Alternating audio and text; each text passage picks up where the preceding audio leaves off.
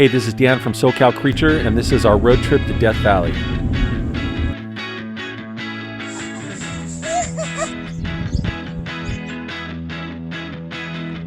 Starting in Redlands, California, our first stop was just a few miles from home. Right off of the 215 freeway in San Bernardino is Ronald Reagan Park, one of the 8 places in Southern California where you can see sections of the Berlin Wall. Mr. Gorbachev, tear down this wall. Souvenir collectors have been knocking chunks out of this thing since it was installed. And way back in 2017, they were talking about moving it to downtown to a place that had overnight security. But here it is, 2022, and it's still here in the park, for better or for worse. If you keep heading to the middle of nowhere and hang a left, that's where you'll find the gold rush boomtown of Randsburg. Located just a stone's throw from the 395 after entering Kern County, Randsburg once had a population of almost 4,000 people shortly after gold was discovered here in 1895. Now it's dwindled to just a few dozen residents. There were a lot of antique shops that were closed because we got there on a weekday, but the restaurants that were open were pretty busy, and we were told the saloon gets packed on weekend nights with all the off-roaders coming in from Mojave City.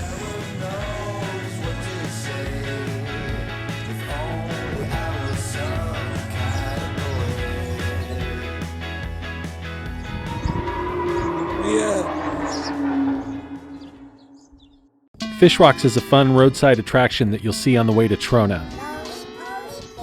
Apparently this graffiti goes back as far as the 1930s. In the 1970s, they cleaned the graffiti off of these rocks, which pissed off the locals, and they promptly repainted the fish faces on this rock cluster.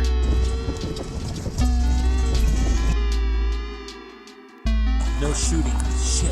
Does that include video? Trona Pinnacles was the first of many places we found on this road trip that looked like we had entered a Martian landscape. The area has over 500 of these geological features known as tufa spires. This place is also located on BLM land, so it's a popular location for boondockers and overlanders to camp for free. We just had a quick picnic in the shade from these hopper cars and headed back to Ridgecrest for the night. Here's what we liked about Ridgecrest. Sorry, Ridgecrest. We had a really bad hotel and an awful dinner, so we don't have anything good to report this time. Maybe next time. Oh yeah. And here we are entering Death Valley.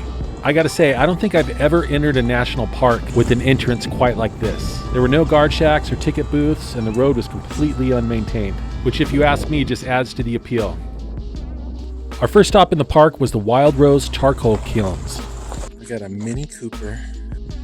There's 10 of these charcoal kiln structures on the site, and when they were in use, they used to harvest wood from the hillside and bring it to the kilns to fire it up and make charcoal. Then they'd throw it on pack animals and take it to God knows where to sell it.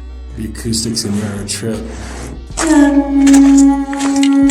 Number 4, your order is ready? It reverberates. We made a point of checking out all 10 kilns. Testing 1, 2, 1, 2. 1, 2, 3. Sibilance. What number is this, Mia? Number 10. We're done. Next, we made a short stop at a town called Harrisburg, which was named after Shorty Harris and had a short lifespan. There wasn't much left to see, so I'll keep it short. Shorty struck gold, and hundreds of miners showed up on short notice, and they were still living in tents when shortly thereafter, another mine just a short distance away also struck gold, so they packed up their tents and moved on. That's the long and short of it. Mosaic Canyon is a 4-mile out and back trail near Stovepipe Wells. Look how smooth the rock is. Water's just like polished it right here. It got its name because the rock formations here are made up of a bunch of small rock fragments that have been set in a natural cement, and it resembles a tile mosaic. The trail's fairly easy until you get to the last section, and then it requires a lot of scrambling. You can do it, babe. I know we can. Do we want to? I wasn't really feeling it, so we passed on that last scramble at the end. We still had another stop we were trying to do, and the daylight was fading fast, so that's where we turned around. Oh! If you're feeling a little more motivated, I've heard that the dry falls at the top of the trail are pretty cool to check out. But even if you turn around where we did, this was still a really great hike. There's a half dozen sand dunes within the park, but the easiest one to get to is Mesquite Flat. It's one of the 2 sand dunes where they allow sand sledding and sandboarding. We didn't have either, so we thought we'd try one of these pool toys, and it went about as well as you would think. Just lean back.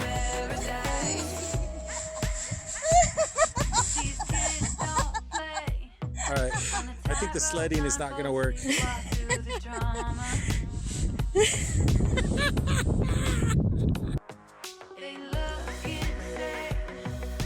Whatever shoes you're gonna wear, make sure you can get sand on them. I got a little bit of sand in my shoes. That seems about right. I'm surprised there was any room for your foot in there. Just as we were about to leave, this sandstorm came out of nowhere and started sandblasting us, which we found out was going to be a recurring theme on this trip. Under control, man. You gotta show the flamingo his boss.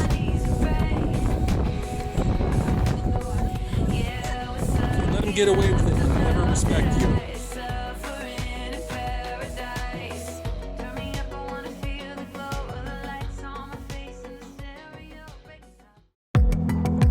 Just as we stepped out of the hotel room, this tree blown in the wind gave us a forecast of what we were going to be dealing with that day. The only ones here. What do you think about having this whole place to yourself, Mia? Middle of Death Valley, all to ourselves. Pretty nice.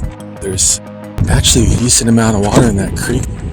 More water than I thought we'd ever see in Death Valley. Look at, there's that pupfish. There's the pupfish. Oh, they're the cutest. These are the Salt Creek pupfish, and this creek is the only place on planet Earth where they exist. They're pretty fun to watch too. It looks like they're having little drag races up and down the creek. Or some of them will get territorial and they'll stake a claim behind a couple rocks and stand guard, and then when any of the other fish come in, they'll take a nip at them.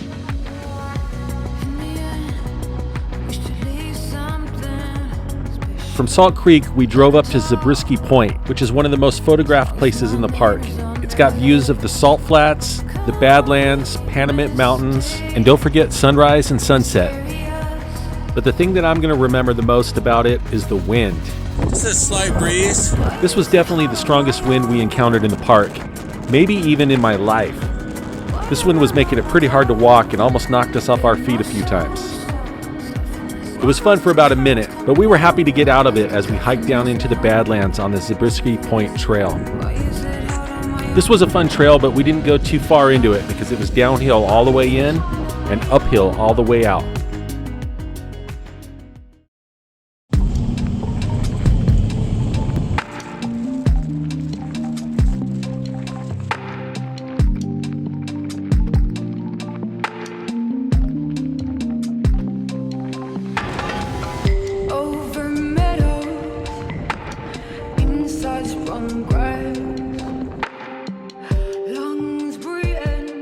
By the time we got to Artist Palette, this gloomy desert storm had blown in, and the rainbow effect caused by the mineral-rich volcanic deposits wasn't as vivid as it would have been without the cloud cover. Still, it's definitely worth a stop, and honestly, my favorite part of Artist Palette was the one-way loop trail, which led in and out of this destination. That was a lot of fun to drive.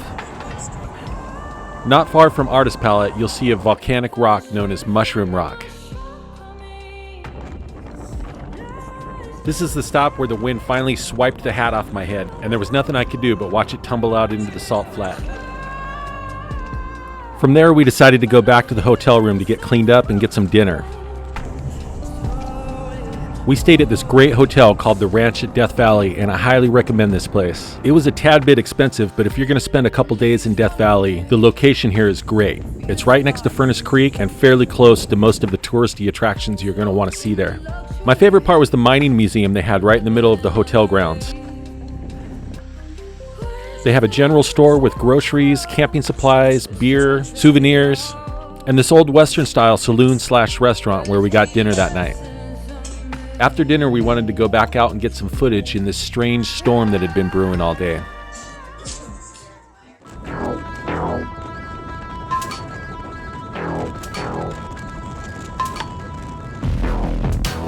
We made it back to Salt Creek in time to catch the sunset and the golden glow of its reflection on the creek water with the wind rippling across.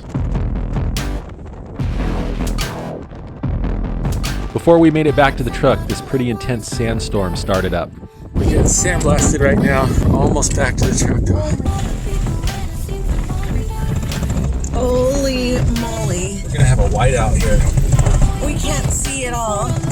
This is dust. Main Highway 190. State Road 190. Look at these crazy cloud formations. Weird. And the last thing that we wanted to do that night was check out the spring-fed pool at the hotel. I can already see a bunch of sand in the bottom of that pool. The pool itself was fairly warm, but getting out in the wind and getting back to our room was brutally cold. It's in that flag. Golden Canyon Trail is a 3-mile out and back that ends at a feature called Red Cathedral. At the beginning of the trail, you can still see some remnants of an old paved road that actually ran through here. Appalachian sunrise meets my skin. If some of the scenes here seem familiar, it might be because Golden Canyon was one of the filming locations for a little-known movie called Star Wars. As you get close to the top of the trail, you'll start getting some good views of Red Cathedral. This is where the trail starts getting steep, and to get into Red Cathedral, you'll have to scramble over, under, and around a bunch of boulders. This is a fun part of the hike, though, if you're up for it.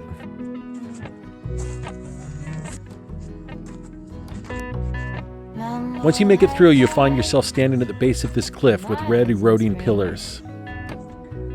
Rainbow trout and hummingbird. If you follow the curve around to the left and keep hiking up the bank, you'll find a great view of the trail you just hiked and then further down into the valley. And now to head back down. Golden, golden things. Devil's Golf Course was formed by mineral deposits left behind when Lake Manly evaporated over 10,000 years ago. The salt formations are really jagged and no fun to walk on. It is fun to listen to the snap, crackle, pop of the salt crystals bursting as the temperature changes. Here's what that sounds like.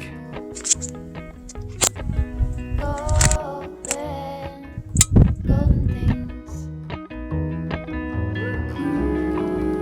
Best treatment for a rattlesnake bite is not to get one. The best treatment for a rattlesnake bite is to not get bitten. That trail sign sounds like an abstinence-only program for rattlesnake bites. Like all you people getting bit by rattlesnakes just need to stop getting bit by rattlesnakes. If only it were that easy. Anyway, Natural Bridge Trail is a 2-mile out and back. To what else? A natural bridge. The trail passes through underneath the bridge, and I'm not sure if there's a way to go over it, but we didn't see anybody up there. Feet step over splinters of How low can you go? This is as low as we can go. At 282 feet below sea level, Badwater Basin is the lowest point on land in the Western Hemisphere. The dense mineral deposits resemble Devil's Golf Course, but this is way less jagged and way more walkable. The foot traffic has worn a nice path out into the salt flats, but by the time we got about 1.5 miles out, the trail was no longer discernible.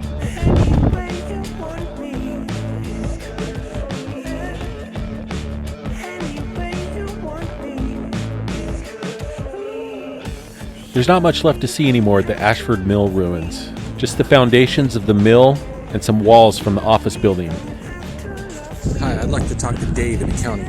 If you're already traveling on the 178, stop to check it out, but otherwise I wouldn't go out of my way for this one. It's in a pretty remote part of the park.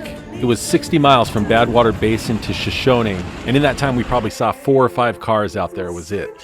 It's definitely a lonely road. Shoshone was a little town right outside the park. They had some cool stuff to photograph, and this sign reminding us we still had a long way to go tonight. Shut up, Redlands is on here. What? I kid you not. How far to Redlands? That's how far we gotta go. Our next stop was Baker, California, home of the world's largest thermometer and this crazy novelty shop known as Alien Fresh Jerky. Baker's a rough place to open a business because it's basically just a pee stop for the traffic between SoCal and Vegas, and it's totally reliant on that traffic. But somehow this business is thriving and keeps expanding. I'm guessing its success has to do with families traveling with kids. If they gotta stop for a bathroom break, this is where they want to go. It can be fun to visit, but you gotta be in the mood for it. There's a lot of screaming kids and loud music. Here's 2 clips without the audio muted so you can get an idea. Okay, sorry to do that to you, but now you've been warned. If you like this content, make sure to hit that subscribe button. There's more where this came from. And please check out the video description for more information on these locations and the channel. Thanks for watching.